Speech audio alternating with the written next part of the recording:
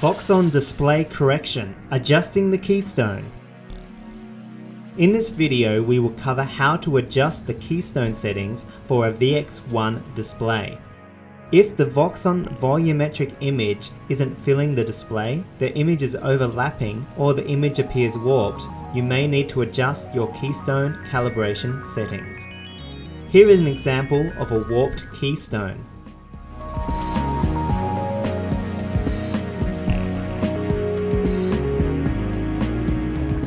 Now here is an example of a good keystone. Notice that the lines are straight and the volume is even.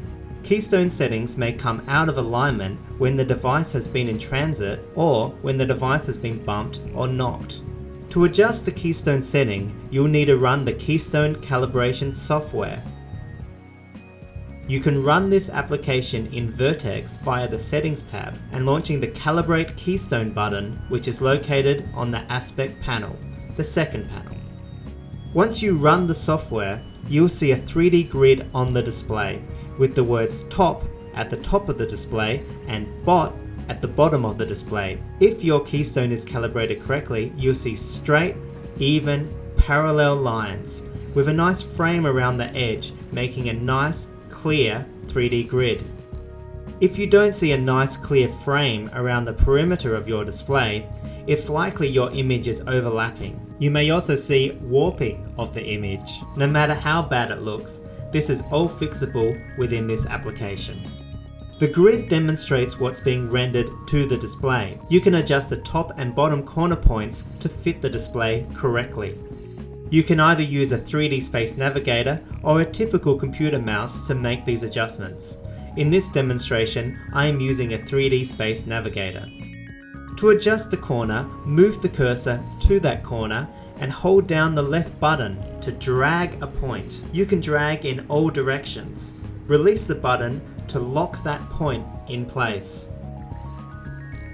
If you're using a standard computer mouse, you can use the Keystone menu tab on the touchscreen to lock the cursor to the top or bottom of the display. Now keep in mind what we want to do here. We want to go from this to this. Now I'm going to go through the motions of fixing up a warped display. It's best to work corner to corner. Check back on your work and keep tweaking until things are perfect.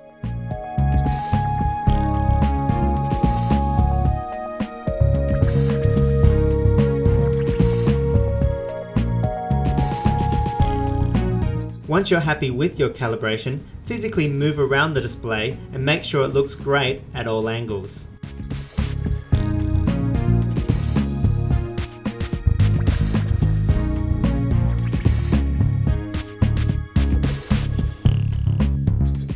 After this final check, make sure you save the settings by selecting Save Settings from the File tab on the touchscreen.